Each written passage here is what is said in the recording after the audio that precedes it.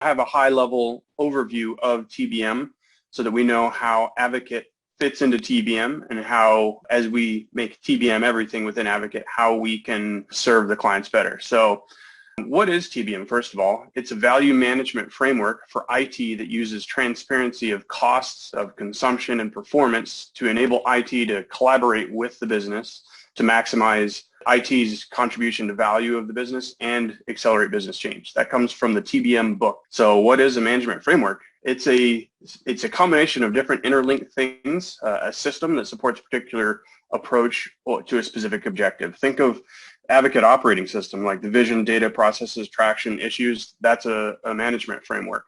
TBM is just a specialized one that applies to IT organizations. How are you going to run your IT organization at a company?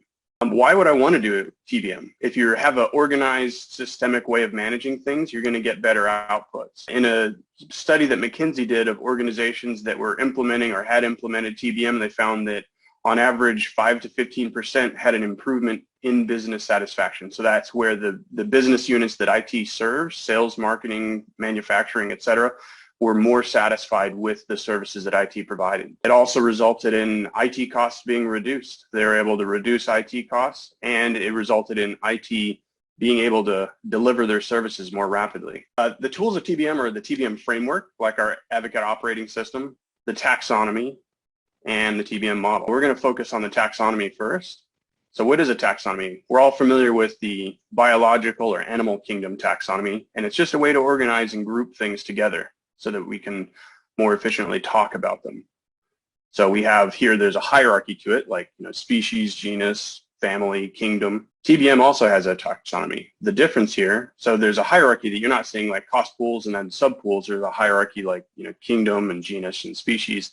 But we have 4 different layers, 4 different ways that we're categorizing things. We categorize it by cost pools and also by towers and also by services and business units. And within those 3, those really support 3 main views, and that's why we categorize them 4 different ways. There's the finance view in purple, the IT view in orange, and the business view in green. Why do we have those 3 different views? It's because if you're a business owner, maybe if you're older and you don't do IT things, you don't speak the language of IT. You may understand, of course, your business at the business view end of the taxonomy. You might understand business services, which is kind of the menu of services that IT provides, like laptops, security reviews, applications, but you less and less become familiar with things like the IT towers here represented in German. And maybe you don't understand and it doesn't make sense to you the cost pools, which are in Korean. It would be meaningless to you and unactionable. Okay, we've got these 3 views and the 4 layers that are different languages. How do we translate between these different languages? That is where the model comes into place. The model translates between the different layers. So it translates between cost pools and towers. So here we see a screenshot showing cost pools on the left and towers on the right. Some things may seem like they are similar, and they are. So like you have a telecom cost pool and a network tower, but here we can see for applications, we are modeling costs to applications. Like an application may take some software, some labor, some outside services or consulting, some hardware, telecom. So think of Helix. How much does it cost for Helix? Well, you'd have to add up, well, it takes some salaries, some software from Azure, maybe some telecom, maybe some hardware. All those things put together, come up with the app costs. And then lastly, we have the framework. We can summarize this as the 10 tenets of TBM or the framework. There's 10 parts to the framework. The first is positioning for value. So what do we mean by value? Value is often defined by whoever the purchaser is. So in this case, it would be business units. If we think of something that we're familiar with, just use Brian and Advocate Systems as an example, the business units, which would be sales, advisory services, managed services, we are the ones that would determine, in our eyes, how do we value the system, the services that systems provides. Is it just an IT tower, like an expense center? All Brian does is purchase things and provide them to us. Or is it technology and end user services? He provides our laptops and systems, but not much else, versus provides application services. He partners actively with the business to help improve our processes through automating things or by leveraging data. Or is he a business capability? He's critical. He actively works with the business to drive the business outcomes to help us meet our goals. Think of Netflix versus Blockbuster, if you were to rewind before Netflix became, how would you think that the rest of the business, the operations and sales and marketing would view IT at Netflix versus maybe at Blockbuster? At Blockbuster, maybe they just treated them as an expense center. Continuously improve is the next part, and that's just a continuous improvement program. You're always wanting to improve your TBM program and IT.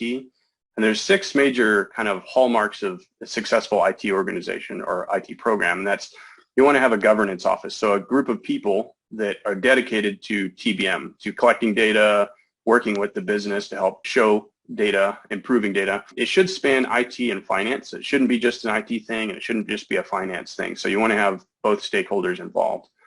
You want to also have a roadmap so that you can map out what your initiatives, your projects are going to be in building out TBM. And you want to operationalize a couple of processes. So maybe that quarterly review with the business, or in your planning process, you want to put the rubber to the road. And then you want to evolve, always evolving your data, improving the processes that capture data so that you have a clearer picture. And then you want to have an insights process that you routinely go through and see what you can glean from your data. Create transparency, and this is really the foundation of the framework, as we can see. Creating transparency, the purpose of it really is 2 things. There's 2 types of transparency. Operational transparency, which a good example is open kitchens, a restaurant where you can see directly into the kitchen. Harvard did a study and found that restaurants with open kitchens, the satisfaction of the food was improved 17% than those without an open kitchen, and the service provided by the kitchen was 13% faster. And also that perception of satisfaction is due to people see how the food is being made. So if you can understand what goes into what's being provided to you, you appreciate it a little more. It's not just, I think it should be done in 1 minute, but okay, I understand why it takes 10 minutes. I see the craftsmanship that's going into it. The other type of transparency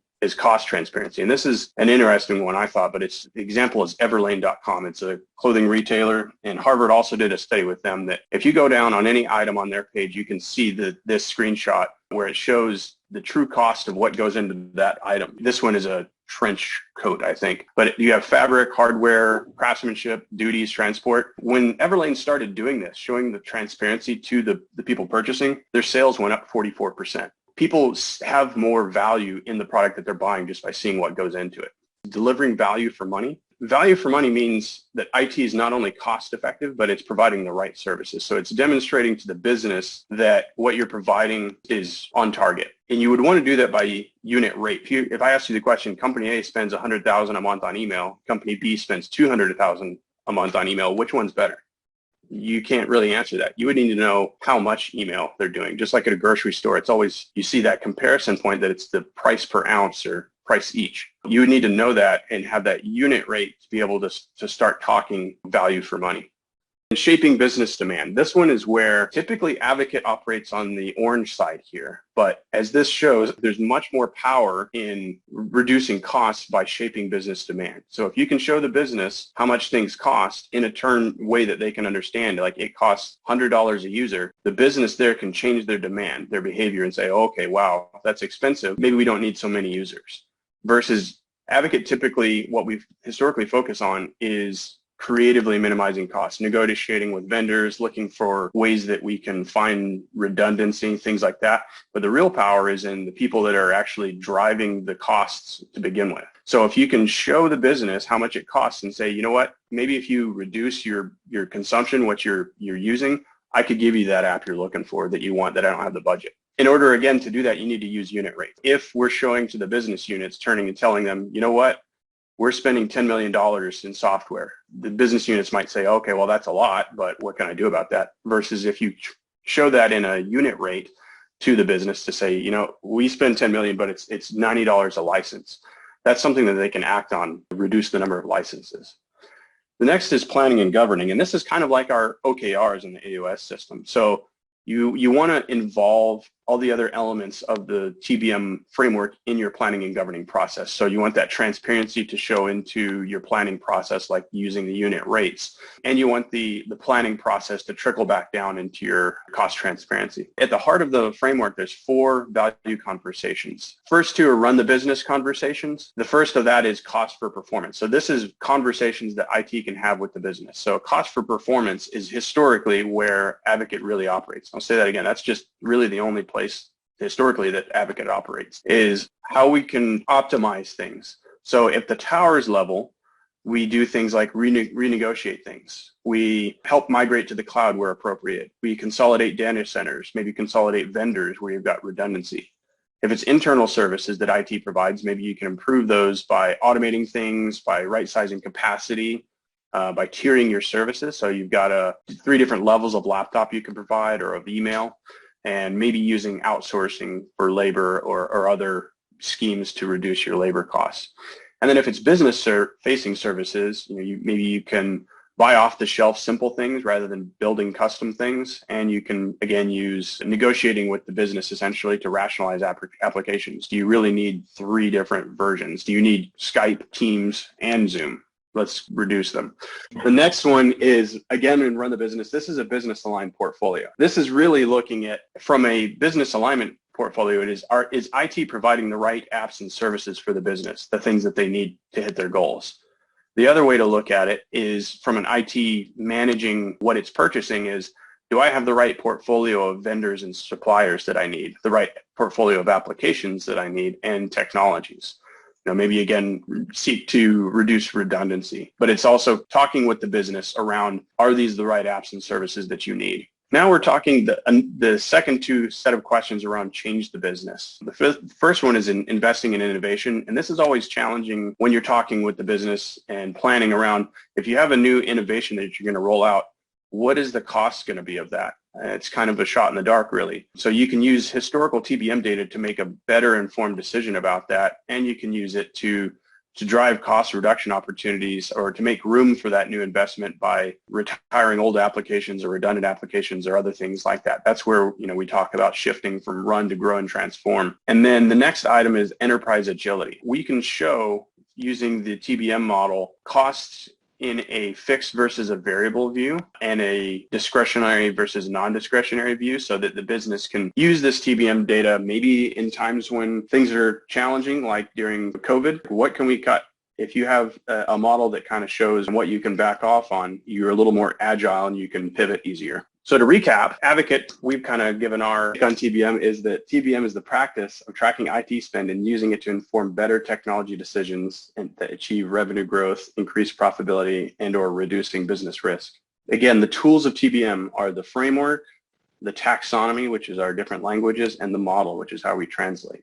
I'll pose you the question now, kind of now that we've gone over the high level of what TBM is, how do you see yourself fitting into TBM?